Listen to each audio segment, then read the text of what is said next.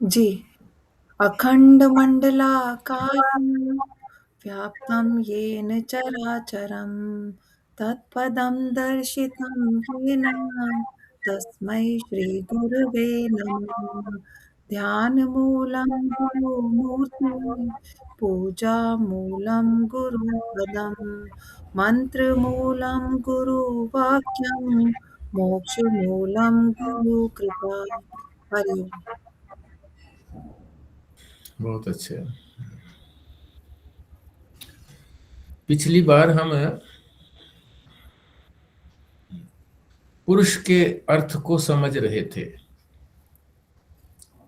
ये 44 पृष्ठ पर हमने अंत में छोड़ा था, जहां पुरुष का वर्णन शुरू हुआ। पुरुष के वर्णन में क्या कहा गया है अंतिम पंक्ति में, इसी 44 पृष्ठ पर, पूर्णत्वात् पुरुषः, जो पूर्ण होता है उसी को पुरुष कहते हैं।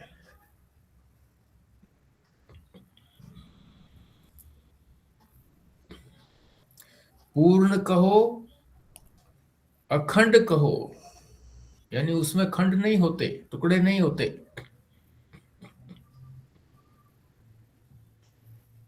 और एक बात कि वो आपस में एक दूसरे के उपकारक और उपकृत होते हैं, यानी आपस में एक दूसरे की भलाई करते हैं। उनके अंदर कोई, पुरुष के अंदर विकलांगता नहीं है, विकल अंग ऐसा नहीं है कि कोई एक अंग उनका है ही नहीं, ऐसा नहीं है, विकलांगता नहीं है। और वो जो नारायण, वो जो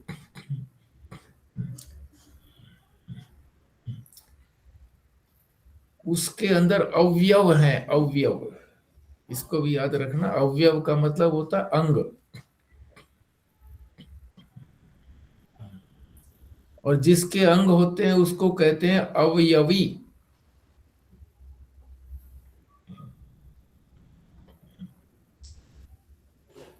तो ये सारे अंग आपस में एक दूसरे के सहायक होते हैं,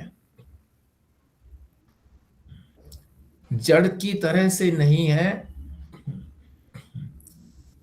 कि किसी ढंग से अपने आप मिल गए पर अब एक दूसरे की सहायता नहीं करते। वो तो जड़ की बात है, उसको कहते हैं संघात। तो एक हो गया संघात, एक हो गया अवयव।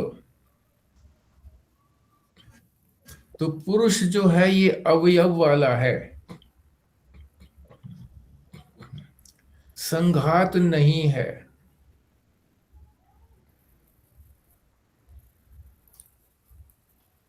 एक दूसरे का उपकार करते हैं आपस में जितने भी अवयव हैं।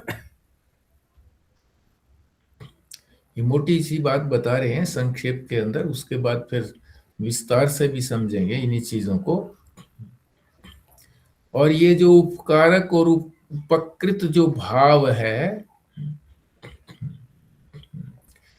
ये आज ही नहीं हुआ है, भूतकाल से भी जुड़ा हुआ है। ये हमारे से अब भी भूतकाल से जुड़ा हुआ है और भविष्य काल से भी जुड़ा हुआ है। और यहां तक कि जब सृष्टि बनी तब से लेकर के प्रलय तक जुड़ा ही रहेगा।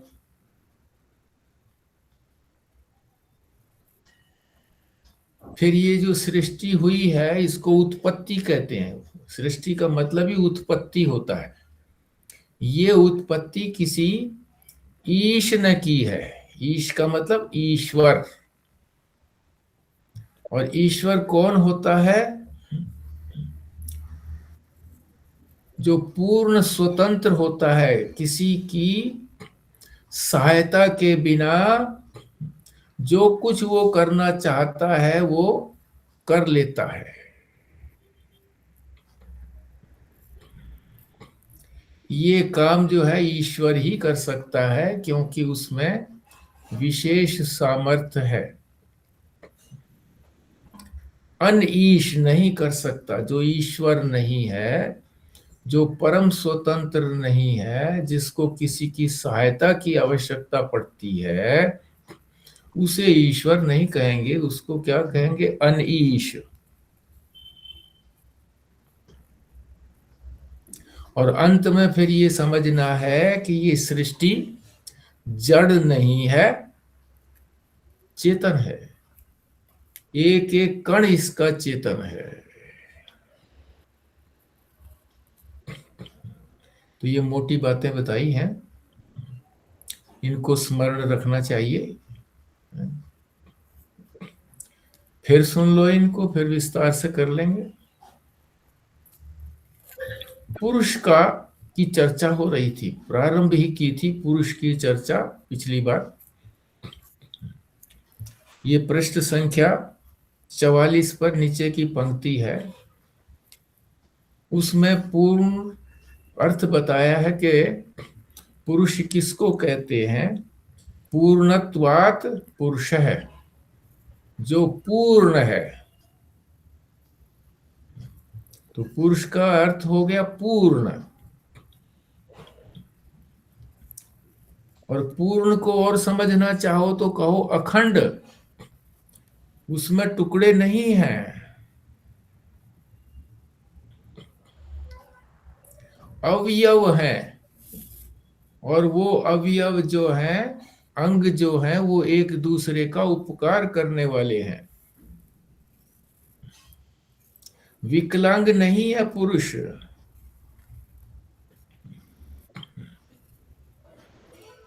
और वो संघात भी नहीं है। संघात उसको कहते हैं जो जड़ पदार्थ आपस में किसी प्रकार से मिल गए, पर वो एक दूसरे का उपकार नहीं करते, एक दूसरे की सहायता नहीं करते, उसको कहते हैं संघात।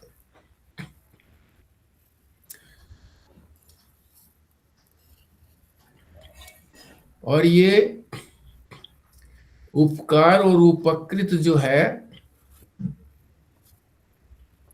वर्तमान काल में ही नहीं है, भूतकाल से भी जुड़ा हुआ है, भविष्य से भी जुड़ा हुआ है। यहां तक के सृष्टि की उत्पत्ति से लेकर के प्रलय पर्यंत जुड़ा हुआ है।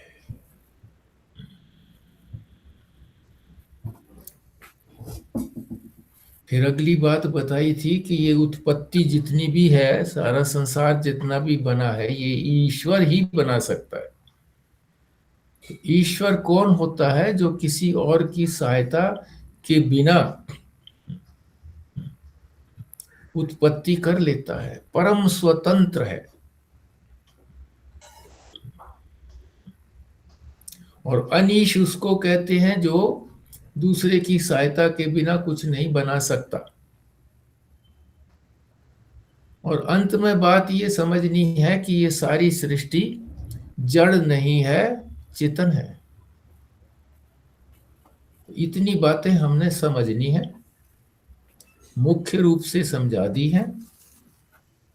एक एक करके और विस्तार से समझते हैं। तो पहले पुरुष की बात ही करते हैं जो पूर्ण है। अगले प्रश्न पर पहुंच गए हम, 45 पर।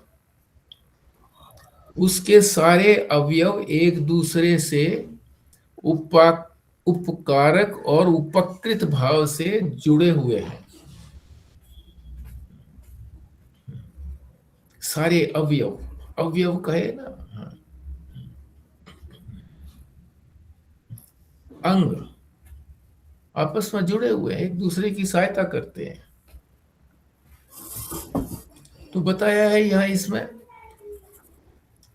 कि यदि कोई यकृत किसी का ठीक नहीं है, लिवर ठीक नहीं है, हृदय ठीक नहीं है, फेफड़ा ठीक नहीं है,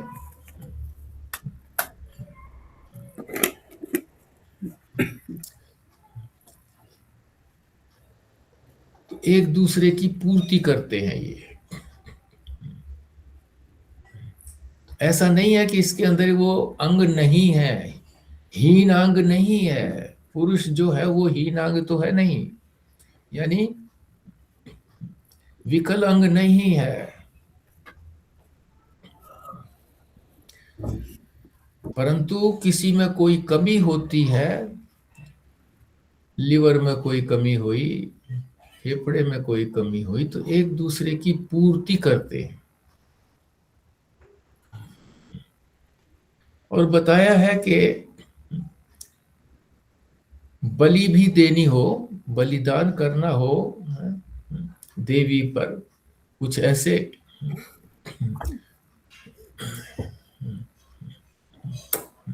कुछ ऐसी क्रियाएं हैं जिसमें बलिदान देना होता है, तो उसमें भी किसी के अंग नहीं है तो उसको बलिदान नहीं दिया जा सकता।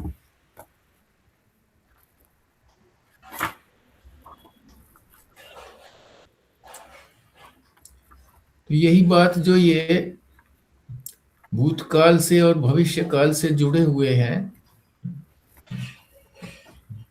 पुरुष जो है ये भूतकाल से और उससे जुड़ा हुआ है पुरुष, इसको कहा है यत यद भूतम यत च भाव्यम। इस समय ही पूर्ण है, ऐसा नहीं है। पहले जो था वो भी अब वाले से संबंध है। और यत च भाव्यम, भाव्यम का मतलब जो होगा, जो भविष्य में आएगा, वो भी इससे उपकृत उपाकर उपकारक भाव से संबंध है, वो भी संबंधित है।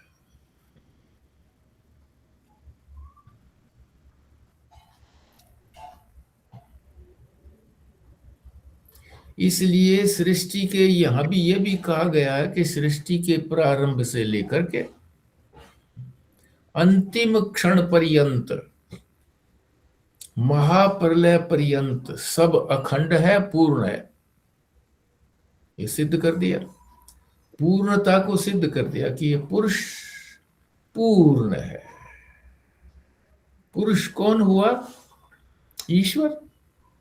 ईश्वर ही पुरुष है। हमको भी पुरुष कह देते हैं।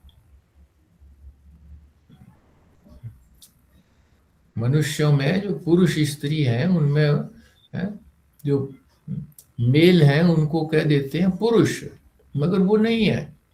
हमारी सामर्थ्य वो नहीं है कि हम कुछ बना सकें, तो ईश की परिभाषा में हम नहीं आते।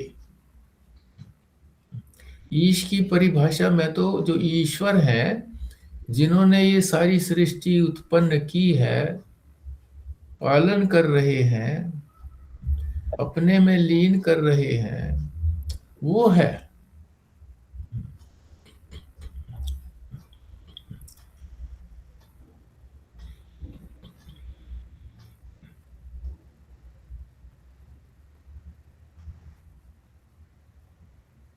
और ये जो पूर्णता की जो दृष्टि है हमारी, जो पूर्ण है, ये चेतन में ही हो सकती है। जड़ में पूर्णता नहीं होती।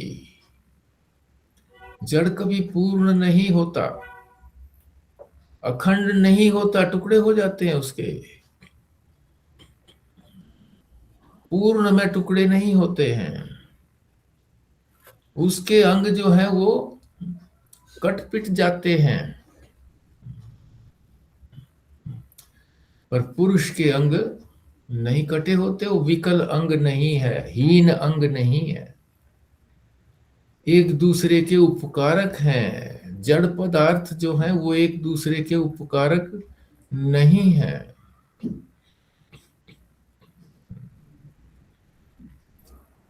तो ये पूर्णता की दृष्टि चेतन में ही संभव है, जड़ में संभव नहीं है।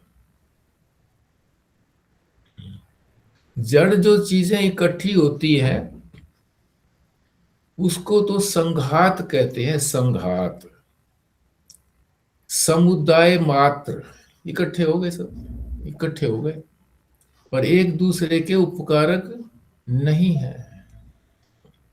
चेतन में ही उपकारक और उपकृत भाव होता है। कहीं भी हम रहते हैं, गांव में रहें, शहर में रहें, सोसाइटी में रहें,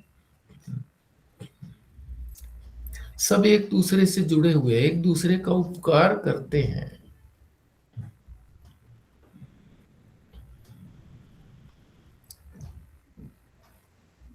शरीर का ही उदाहरण दिया है। एक बाल को उखाड़ेंगे तो सारे शरीर में दर्द होगा, है? हमारे मस्तिष्क तक पहुंचेगा दर्द, मन में दुख होगा।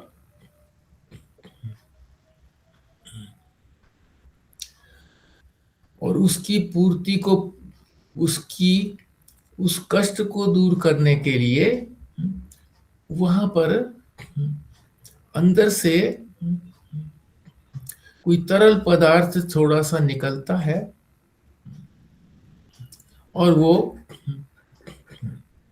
उसको हील करने की, उसको स्वस्थ करने की प्रयत्न करता है, और थोड़ी देर के बाद वो दर्द भी शांत हो जाता है।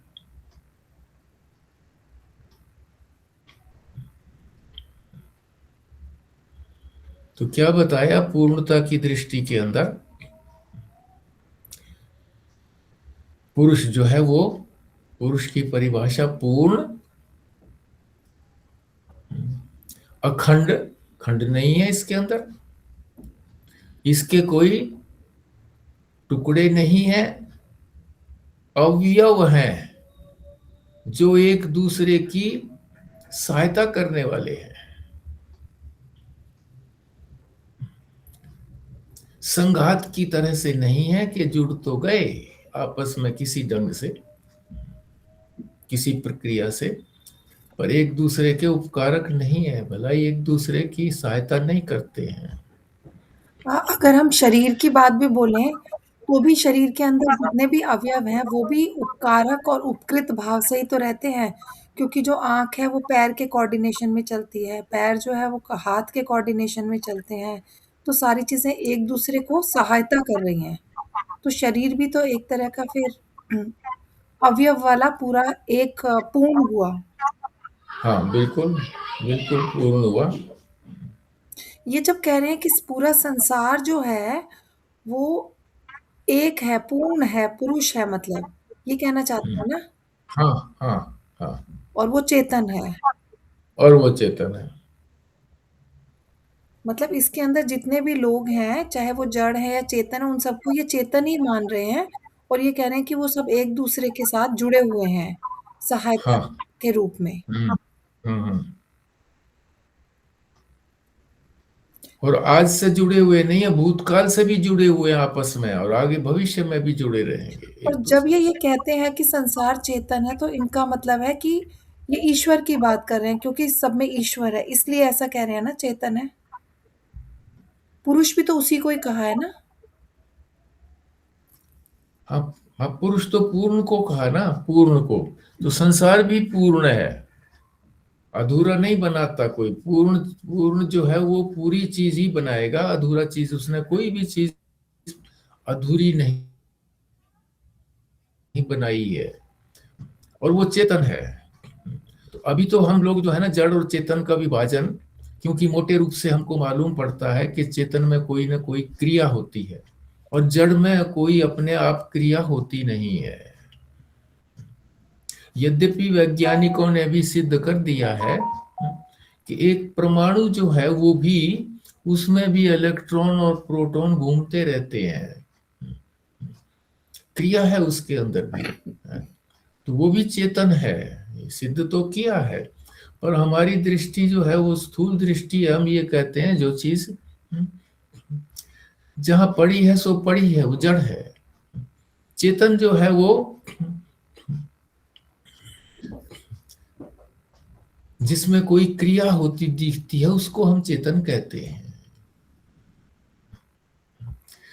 मेज जो है यहाँ पड़ी है तो पड़ी ही है, एक बच्चे को लिटा दो, छोटा सा बच्चा कोई, है जी, 8-10 महीने का, साल भर का, तो वहां की वहां नहीं रहेगा, हाथ पैर मारेगा, थोड़ा बहुत इधर उधर हो जाएगा, आगे चला जाएगा, उसको किसी ने किया तो है नहीं, और मेज तो वहीं की वहीं पड़ी रहेगी। तो अभी हमारी दृष्टि जो है वो जड़ और चेतन की इस तरह से है, पर अंत में जो है दृष्टि ये बनेगी कि जड़ पदार्थ कोई है ही नहीं, सब चेतन है, और सब आपस में एक दूसरे से जुड़े हुए हैं। ये तो और संसार के रेफरेंस में ना थोड़ा समझना वैसे मुश्किल लग रहा है, क्योंकि संसार को तो हम ये जानते हैं कि जो इसके अंदर अलग-अलग अवयव हैं, जिसमें हम भी एक हैं, तो हम बहुत बार एक-दूसरे की सहायता नहीं भी करते हैं, और विकलांगता भी है बहुत सारी, मतलब विकलांगता का मतलब बहुत सारी शॉर्टकमिंग्स भी हैं। तो फिर इसलिए संसार के बारे में ऐसे सोचना कि ये पूरा पूर्ण है, चेतन है और पुरुष है, थोड़ा मुश्किल लग रहा है। मुश्किल इसलिए लग रहा है ना कि हम इस शास्त्र की बात को समझते नहीं है, कि हम एक दूसरे से जुड़े हुए हैं, इसलिए हम जो है ना किसी के प्रति राग रखते हैं, किसी के प्रति द्वेष रखते हैं, तो ये अपनी जो कमियां हैं इसकी वजह से। नहीं तो संसार में भी देखो ना कि कोई भी चीज हमें, कोई भी चीज प्राप्त करनी हो तो हम कोई अपने आप कोई उत्पत्ति कर सकते हैं क्या? सहायता लेनी पड़ती है दूसरे की भी। पुरुष भी अकेला जो है, मनुष्य भी संतान उत्पत्ति नहीं कर सकता, वो भी तो स्त्री की सहायता से ही संतान उत्पत्ति होती है। स्त्री भी पुरुष जी, की। मैं लगता है ये ना ईश और अनीश का भेद समझाने के लिए ये बात कर रहे हैं। और हाँ। ये बहन भी जैसे कह रही, क्योंकि जब तक जगत है तब तक तो जड़ चेतन की प्रवृत्ति मान सकते हो, कर लोगे तुम। पर हम्म। जब जगत ही नहीं है, जब ज्ञान होने के बाद जगत ही नहीं है, तो जड़ चेतन कहाँ रहा? तब हम्म। चेतन रहेगा, ईश्वर के अतिरिक्त कुछ है नहीं, और ईश्वर चेतन है। हम्म। तब तो कह सकते हैं कि जड़ कुछ है भी नहीं तब। ठीक बात है। तो ये अवस्था की बात हो सकती है अभी, क्योंकि ईश अनीश के भेद में समझा रहे हैं, और जगत अभी है। जगत है तो उसमें जड़ चेतन गुण दोष सब तरह के नजर आते हैं, इसलिए। ठीक है, इसी बात को समझाने के लिए कि सब चेतन है, और जहां हम जड़ समझ रहे हैं वो हमारा अज्ञान है, और उस अज्ञानता को दूर करने के लिए हिमालय को भी देवता कहा गया है, कि हिमालय भी देवता है।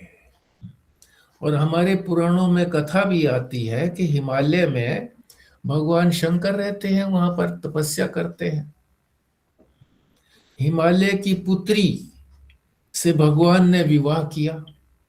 अब इन बातों को आधुनिक जो दृष्टिकोण वाला है वो कहेगा देखो ऐसा कैसे हो सकता है, कि वो तो जड़ है, पहाड़ है, उसकी पुत्री कैसे पैदा हो गई और उसके साथ विवाह कैसे कर दिया? तो हिमालय की पुत्री से भगवान शंकर ने विवाह किया। तो उसका अर्थ जो है ना आधुनिक लोग लगाते हैं कि कोई राजा होगा जी, जिसका नाम हिमालय होगा, या हिमालय पर्वत में रहता होगा राजा, ऐसा बोला। तो हिमालय भी चेतन है, जड़ नहीं है, वो भी देवता है।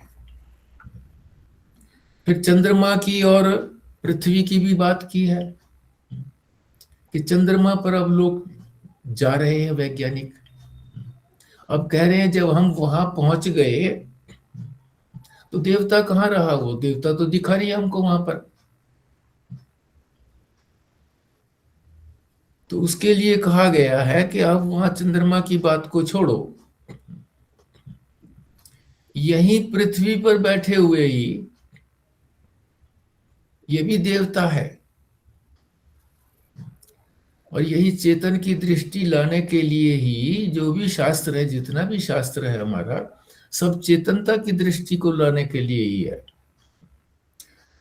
हम जब प्रातः काल उठते हैं तो ये बताया जाता है हमको कि सबसे पहले ये प्रार्थना करिए, जगते ही भूमि पर पैर रखने से पहले, पृथ्वी पर पैर रखने से पहले 2 पंक्तियों में बताया है, समुद्र वसने देवी, हे देवी आपके वस्त्र तो समुद्र हैं, चारों तरफ समुद्र है ना पृथ्वी के।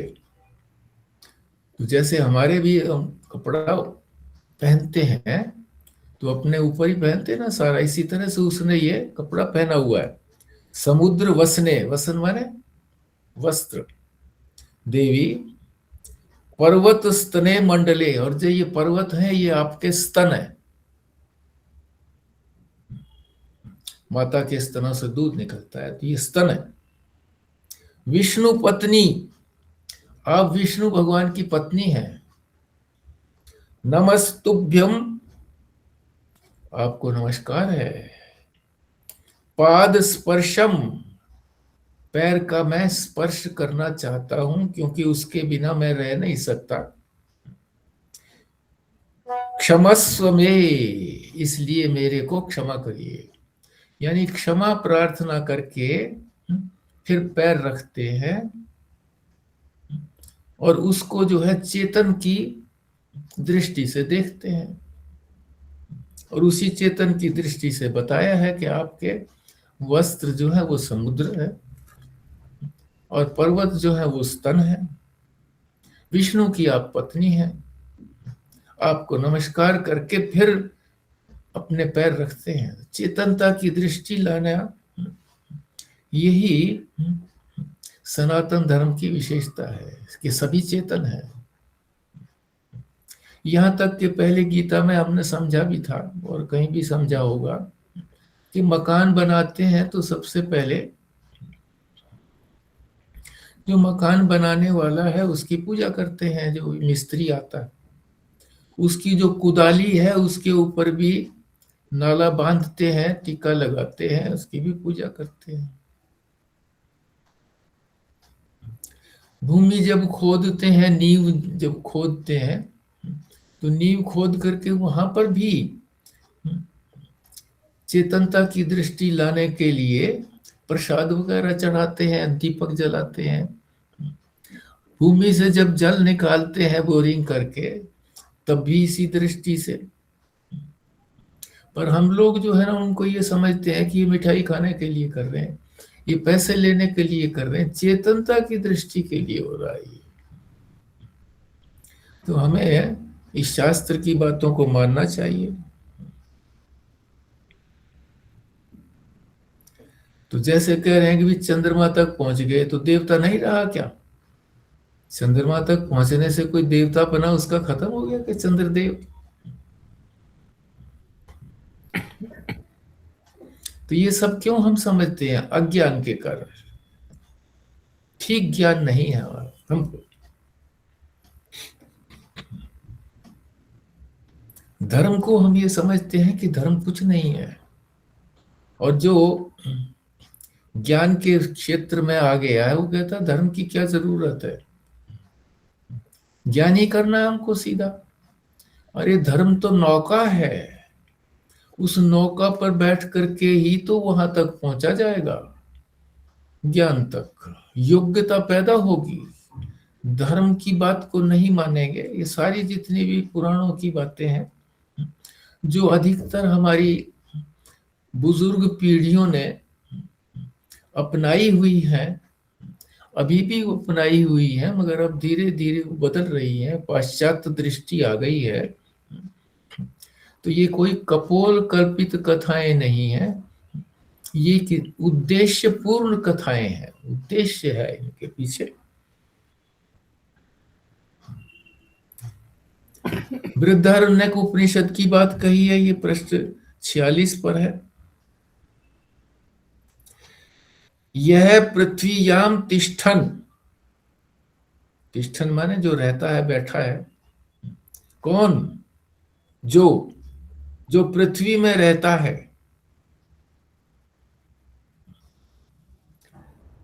यम पृथ्वी न वेदम, वेद, वेद माने जानना। पृथ्वी जिसको नहीं जानती, अरे जब हम लोग ही नहीं जानते पुरुष को, चेतन को, परमात्मा को, तो पृथ्वी की क्या बात हो गई? वो भी नहीं जानती है। यस्य पृथ्वी शरीरम, पृथ्वी तो हमारा शरीर है, उनका शरीर है। पृथ्वी पूर्ण पुरुष का शरीर है। एष तय आत्मा अंतर्यामी, जो पृथ्वी को भी चलाने वाला है वो पुरुष है, और ये सारे उसके अंग हैं। पृथ्वी, जल, तेज, वायु, आकाश, पहाड़, नदियां, ये सब उसके अंग हैं, अवयव हैं पुरुष के। तो अभी तक जो है ये पुरुष की ही कथा चल रही थी। पुरुष किसको कहते हैं, वो पुरुष कैसे है, और वो पुरुष चेतन है। वो कोई संघात नहीं है, आप जुड़ नहीं गए हैं जैसे जड़ जुड़ जाते हैं आपस में, ऐसा नहीं है। एक दूसरे के उपकारक हैं। जड़ जो है वो एक दूसरे के उपकारक नहीं है, एक दूसरे की सहायता करने वाला नहीं है। संघात में ऐसी बात नहीं है।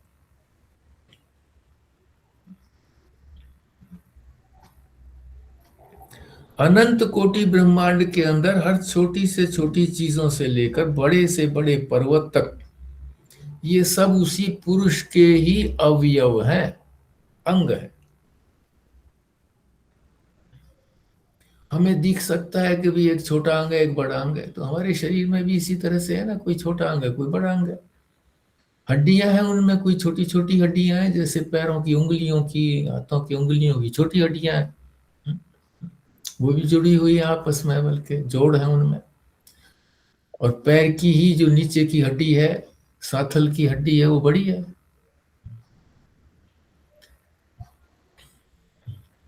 रीढ़ की हड्डी है, बड़ी है, मगर आपस में जुड़ी हुई है सारी।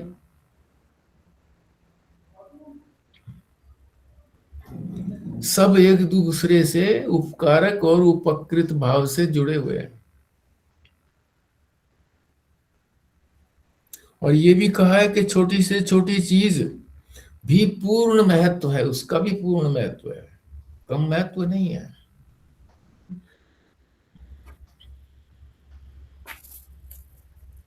हमारे शरीर में ही ले लो, छोटी से छोटी चीज, कोई चीज निकाल दी उसमें से तो कमी तो हो ही जाती है उस चीज की, जो प्रकृति ने बनाई है। उसको थोड़ा सा हम डिसमेंटल करते हैं तो कमी तो आ जाती है, मगर फिर भी कमी को दूसरे अंग पूरा करते हैं।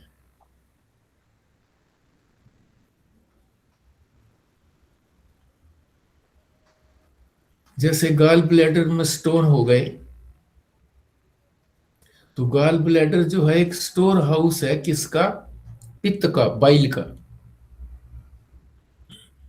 उसमें होता था ये। तो जब भी हम भोजन करते हैं तो स्वतः ही उसके अंदर से जैसा भोजन किया जाएगा उसके अनुसार वहां से बाइल यानी पित्त निकल करके हमारे स्टमक में गिरेगी, उसको हजम कर देगी। अगर घी दूध लिया है हमने, तली हुई चीजें ली हैं, तो पित्त ज्यादा आएगी उसको हजम करने के लिए। सादी रोटी ली है तो फिर वो ज्यादा नहीं आएगी, जितनी आवश्यकता है उतनी आएगी। अब ये देखो ना, कितनी एक दूसरे की आवश्यकता की पूर्ति करते हैं। गॉल ब्लैडर स्टोर हाउस है, क्यों पूर्ति करेगा? आगे भी हाथों में चले जाओ, सब एक दूसरे के सहायक हैं।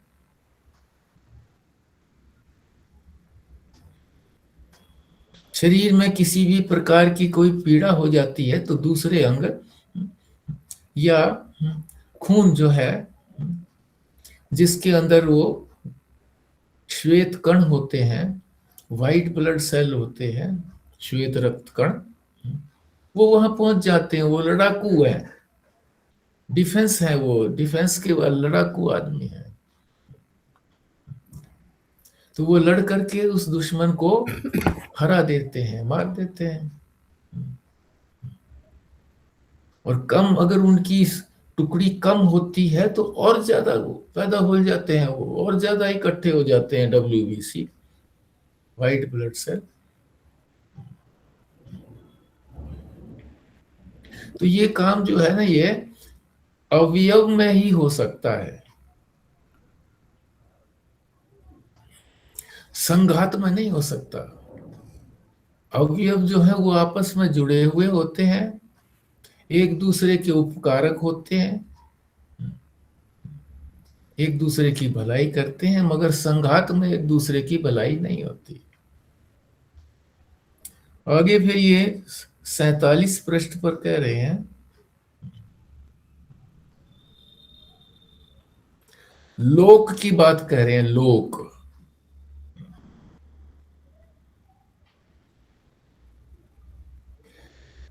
जितने भी जुड़े हुए लोक, जितने भी अवयव हैं, ये सभी लोक कहलाते हैं, लोक। और लोक का अर्थ 7 ऊपर के लोग, 7 नीचे के लोग, 14 लोग जो है ये प्रसिद्ध है। लोकन्य इति लोका, लोक का अर्थ आचार्य शंकर कहते हैं कि जो चीजें दिखती हैं या लोकती हैं उसको लोक कहते हैं। लोकती को भी दिखना ही बोलते हैं बिहार के अंदर। अंग्रेजी में लुक कहते हैं उसको, लुक देखो। और बिहार के अंदर अरे लोको, अरे लोक के चलो, गिरना पड़ना।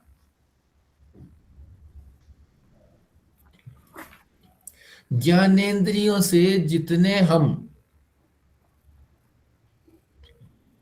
जो भी देखते हैं, ज्ञानेंद्रियां 5 है ना हमारी, तो पांचों के जितने भी कार्य हैं, देखना, सुनना, चखना, छूना,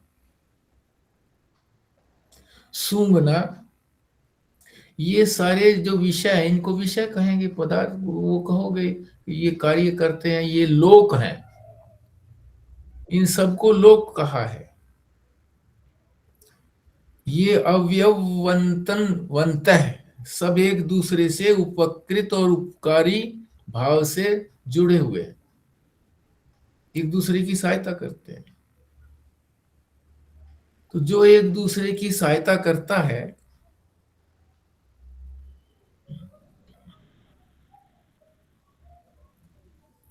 तो पैदा तो अवश्य हुआ है,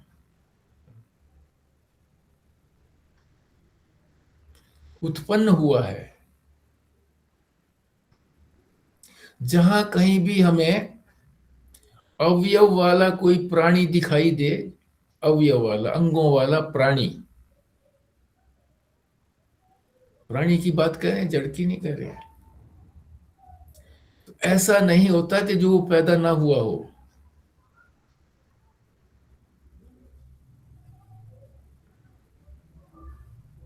पत्थर के बारे में तो हमको संदेह हो सकता है कि भी हाँ ठीक है,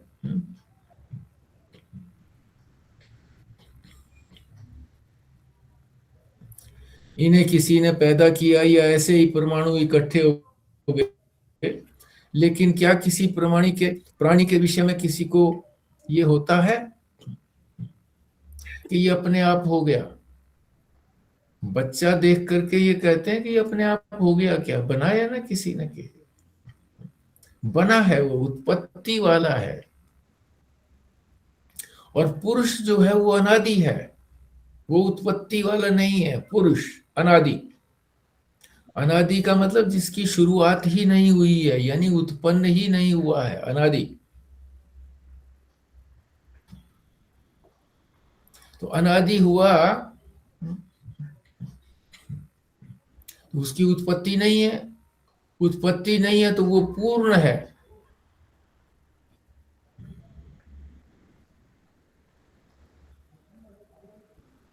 तो बताया कि कोई भी जो अंगी होगा या अवयवी होगा, अवश्य ही जन्म वाला होगा। इसलिए अव्यय वाला होकर के भी क्या लोगों को अजन्मा कहा जा सकता है? जितने भी ये लोक बने हैं, ब्रह्मांड बना है, स्वर्ग लोक, पाताल लोक, ये सारे लोक हैं, तो क्या बिना उत्पत्ति के हो गए? तो वही बनाने वाला तो वही ईश है। अब यहाँ ईश की बात शुरू हो गई। ये पुरुष जो है ये ईश ही तो है, पुरुष भी ईश ही है। मगर जहां ये बनाने की बात आ गई तो वहां बनाने वाला चेतन है ना, तो वो ईश कहने लगे, उसको पुरुष को ही ईश कहा है। तो कोई भी उत्पत्ति बिना ईश के नहीं हो सकती। और ईश किसको कहेंगे ये बताएंगे अब आगे।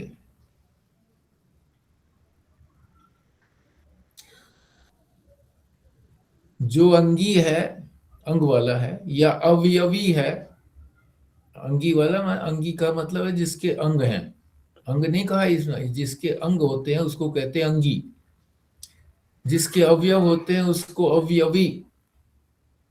वो अवश्य ही किसी न किसी से पैदा होता है। तो इसे जो पैदा करने वाला होगा, सारे जगत को जो पैदा करने वाला होगा पुरुष, वो पुरुष ही हो सकता है और कोई नहीं हो सकता। और उसकी सामर्थ्य भी विशेष होगी, सामान्य पुरुषार्थ नहीं होगा उसका।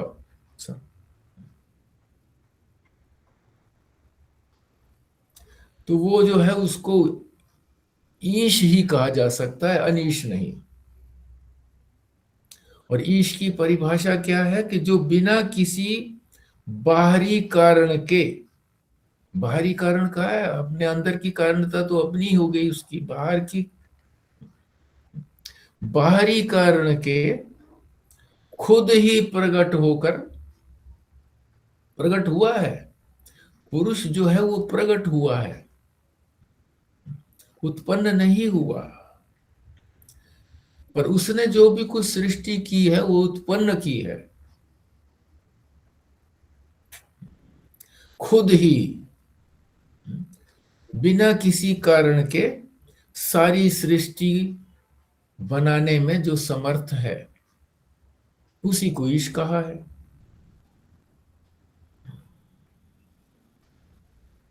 जो किसी चीज की अपेक्षा न रख करके कि मुझे ये चीज चाहिए, मुझे ये चीज चाहिए तब मैं ये बनाऊंगा, ऐसा नहीं है। किसी की भी सहायता की आवश्यकता नहीं है, उसे ईश कहते हैं। और जिसको सहायता की जरूरत पड़ती है वो ईश नहीं है, वो अनीश है। तो हम देखते भी हैं किसको जरूरत पड़ती है, तो घड़ी साज की बात बताई इसमें 48 पृष्ठ पर। ये घड़ी ठीक करता है तो उसके यंत्र होते हैं, तो ठीक करता है, वो आंख के ऊपर लगाता है जिससे बहुत बारीक भी दिख जाता है, चिमटी भी होती है और भी चीजें होती है। बढ़ाई भी इसी तरह से, लकड़ी चाहिए उसको, रंदा वगैरह चाहिए, इसी तरह से कुम्हार को भी मिट्टी चाहिए, यंत्र वो चाहिए, चक्र चाहिए, डंडा चाहिए, रस्सी चाहिए।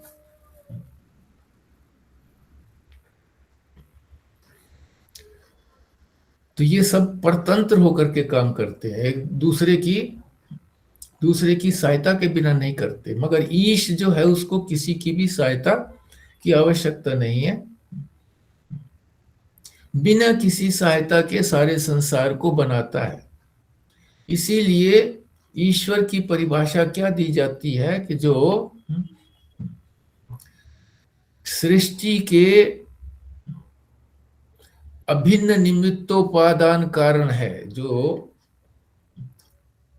इस सारी सृष्टि का अभिन्न, अलग अलग नहीं, अभिन्न, खुद ही निमित्त भी है, बनाने वाला भी है, और उपादान जो सामग्री है वो भी वही है। अभिन्न निमित्तोपादान कारण को ईश्वर कहते हैं, ईश कहते हैं।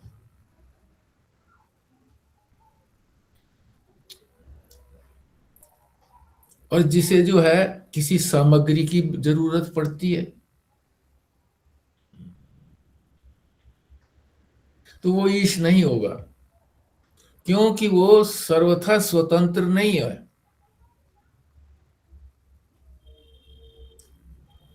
और वो इतने बड़े भुवन को, ब्रह्मांड को, सारे को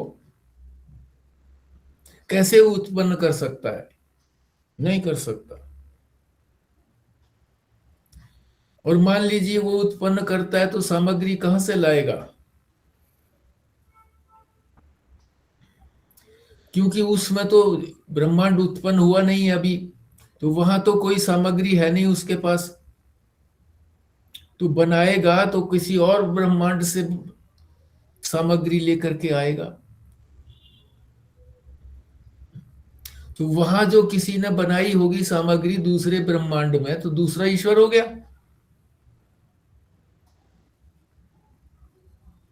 तो ईश्वर दो हो गए। इस तरह से कई भी हो जाते हैं ईश्वर।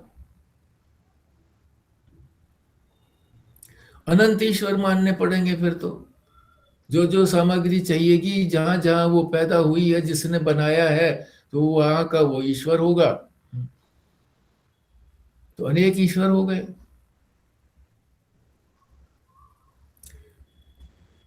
तो ये बात अनुचित है। तो ईश ही सारे संसार को बनाना उसके सामर्थ्य की बात है।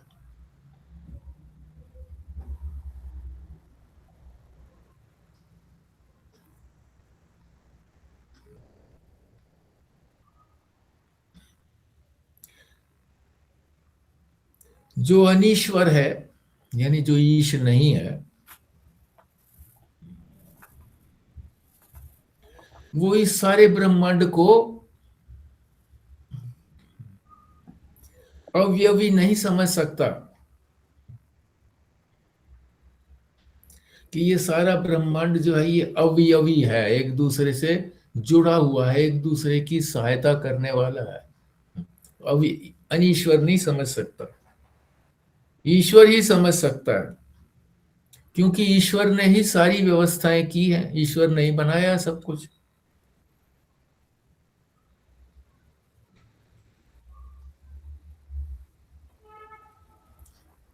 तो एक वैज्ञानिक ने रूस के अंदर खोज की थी, रिसर्च की थी, प्रयोग किया था कि एक कुत्ते को उसके पेट के अंदर एक यंत्र बांध लगा दिया, जिससे ये पता लगे कि जिस वक्त भोजन दिया जाता है तो उस समय कुछ श्राव निकलते हैं। जैसे हम भी देखते हैं ना, सामने भोजन को जब देखते हैं या भोजन की याद आती है तो हमारे मुंह में भी लार आने लगती है। तो वो ये देखने के लिए कि भाई हाँ, ये किस समय लार आती है, कितनी आती है, तो उसको जब भी भोजन दिया जाता था तो घंटी बजा करके दिया जाता था। घंटी बजी और भोजन दे दिया,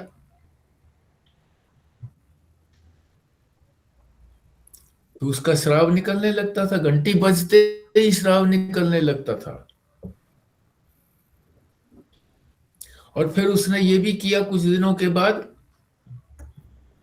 कि घंटी तो बजती थी मगर भोजन नहीं दिया जाता था।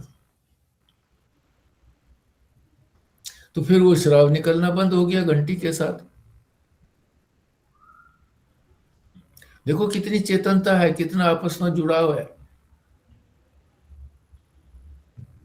कि शरीर श्राव निकालने लगता है, फिर शरीर ने जो है वो श्राव निकालना बंद कर दिया। तरल पदार्थ, श्राव का मतलब तरल पदार्थ। और फिर उसको दोबारा से फिर अगर देना शुरू कर दिया घंटी के साथ ही, तो फिर श्राव निकलने लग गया। तो सुनता तो कान है, कान ने सुनी ना घंटी। तो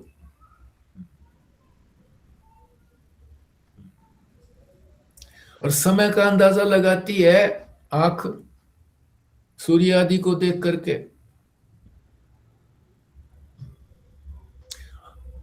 और श्राव जो है वो, जो तरल पदार्थ, वो पेट में शुरू हो जाता है। आंख और पेट का कोई संबंध है क्या? कुछ भी नहीं है। आंख और पेट का क्या संबंध है? कुछ नहीं है। मगर है, क्योंकि एक दूसरे के उपकारक हैं, अवयव हैं। हम हैं यानी आत्मा है, तो आंख में भी मैं मौजूद हूं, पेट में भी मौजूद हूं, हर जगह में मौजूद हूं।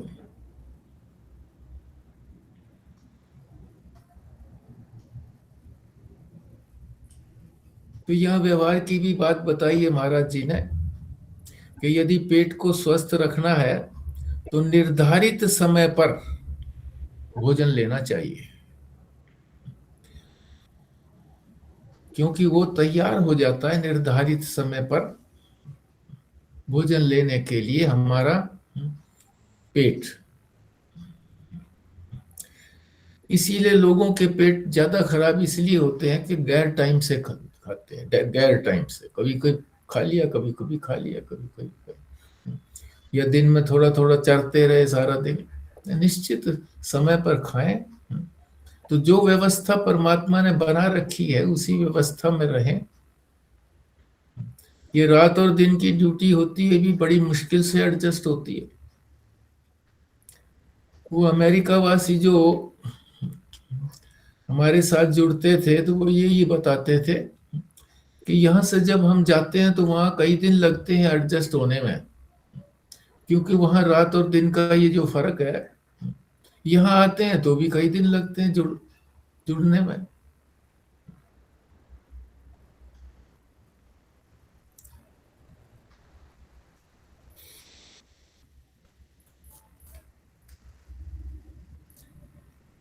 तो यही यही शुरू करते हैं हम, यही यहीं पर विश्राम लेते हैं, क्योंकि 5 मिनट रह गए हैं, 4 मिनट रह गए हैं। अब आप ही कुछ बोलेंगे। पृष्ठ संख्या 49 के ऊपर बिल्कुल आधे के अंदर 1-1-26 हो गया, 1-1-26 वर्ष बदल गया। आप सभी को नव वर्ष की भगवान शिव शंकर जो है वो शुभकामनाएं दे रहे हैं कि आप सभी जो हैं, सभी प्राणी जो हैं वो उनकी दुखों से आत्यंतिक निवृत्ति हो और परमानंद की प्राप्ति हो।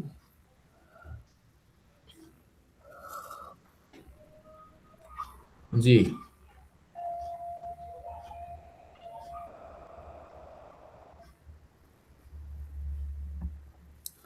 जब हम कहते हैं प्राणी मात्र, तो इसमें कौन-कौन आता है?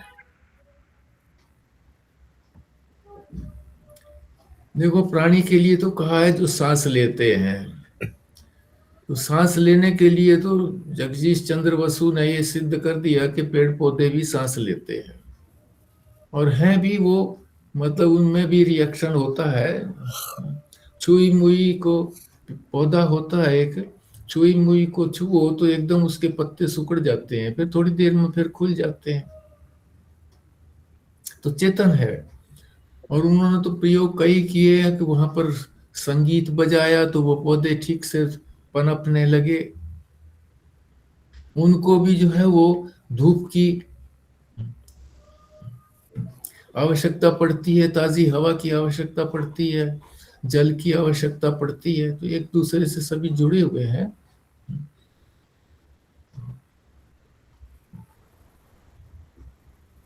तो आपने क्या पूछा था? मैं प्राणी मात्र का पूछ रही थी कि प्राणी मात्र जो है वो जो भी सांस लेते हैं वो सभी प्राणी। तो इसमें तो फिर कीट, पतंग, जानवर सब आ जाएँगे, पक्षी। वो तो सब आ ही गए, वो तो आ ही गए। उनमें तो एक्टिविटी हमको दिखाई देती है। पेड़ पौधों में एक्टिविटी जल्दी से नहीं दिख पाती हमें। ठीक है जी, पेड़ पौधे हैं, पर वो भी तो बढ़ते हैं, ये भी तो एक्टिविटी है बढ़ना उनका। अब देखें तो पहाड़ भी जो है वो भी घिसते हैं, एक्टिविटी तो उनमें भी है,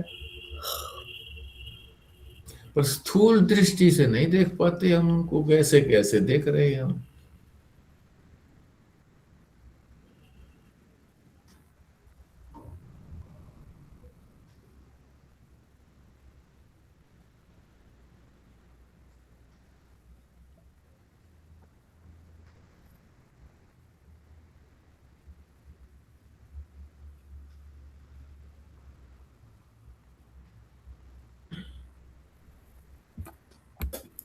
ये आज का तो नहीं है, थोड़े दिन पहले जब आपने एक बार ये बताया था, एक प्रसंग बताया था तो बहुत अच्छा लगा था कि आपने एक कंपैरिजन करके समझाया था कि जैसे हमें ये समझ नहीं आता कि संसार को बनाने के लिए अ, क्या मटेरियल चाहिए होगा, कौन बनाता है, कैसे बनाता है। तो आपने उसकी एक एनोमली करके बताई थी कि जैसे स्वप्न में हम ही स्वप्न देख रहे हैं, हम ही स्वप्न बनाने वाले हैं, मतलब स्वप्न देख भी हम रहे हैं, बना भी हम ही रहे हैं और कोई जो वस्तु चाहिए वो भी नहीं चाहिए उसके लिए कुछ भी, अगर चाहिए भी तो वो भी हमारे पास ही है। तो इससे ये पता लगा कि जब संसार जब स्वप्न को बनाने के लिए हमें किसी और व्यक्ति की ज़रूरत नहीं है, ना तो सामग्री की ज़रूरत है, ना कोई और व्यक्ति की ज़रूरत है। तो इसी तरह से परमात्मा भी जो संसार को बना रहे हैं, तो वो जैसे अभिन्न निमित्तोपादान कारण है। वो निमित्त भी हैं और वही सामग्री भी हैं। तो इससे ये बात सुन के बहुत अच्छा लगा। हाँ, बिल्कुल ठीक बात है ये, ऐसा ही है।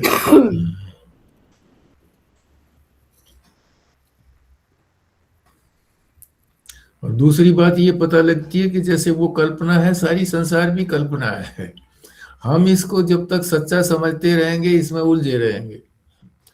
जब इसने हमने ये समझ लिया कि ये सच्चा है नहीं, तो फिर हमारा क्या बिगाड़ेगा। हमारा कोई नुकसान होता है तो कोई सच्चा नुकसान नहीं हुआ, फायदा होता है तो कोई सच्चा फायदा नहीं हुआ।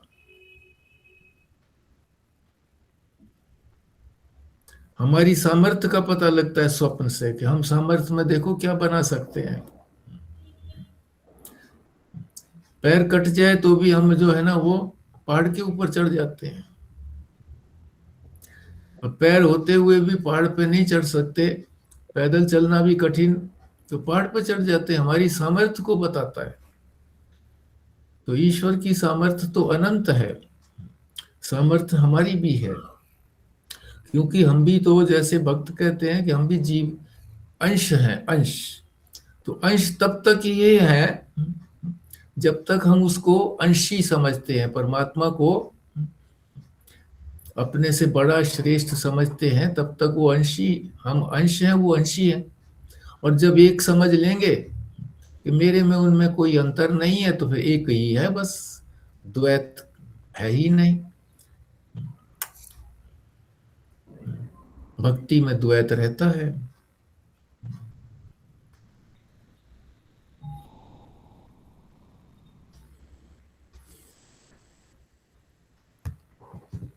ठीक है जी, फिर कृष्णा जी पूर्णाहुति करेंगे, महात्मा जी 1 मिनट के लिए जुड़े रहेंगे, बाकी सभी निकल जाएंगे। ओम पूर्णमद पूर्णमिदं पूर्णात् पूर्णमुदच्यते पूर्णस्य पूर्णमादाय पूर्णमेवावशिष्यते। ओम शांति शांति शांति। ओम नारायण नारायण नारायण। नारायण।